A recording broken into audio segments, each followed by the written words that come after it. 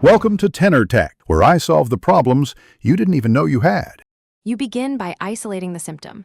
Find which key fails to seal. Remove the neck and mouthpiece, play a steady low note, listen and feel for air. Once you identify suspect keys, use a small flashlight and a straight edge or leak light to confirm gaps. Make sure to press each key slowly and observe pad contact. If a pad looks torn, compressed, or off-center, mark it for service. Otherwise, proceed to adjustment and cleaning now. Now you address alignment. Remove the keycap and clean the pad seat with a cotton swab lightly dampened with alcohol. Do not soak the pad. Once dry, loosen hinge screws slightly and realign the cup so the pad lands squarely. Tighten screws incrementally, testing after each move.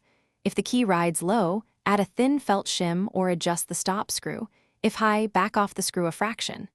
Make sure springs provide firm, even tension for a consistent seal.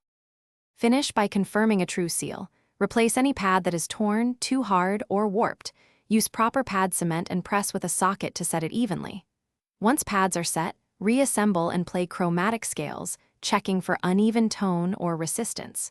Use a tuner to ensure pitch stability. Uneven leaks alter intonation. If a stubborn leak remains, try the leak light again and isolate the key.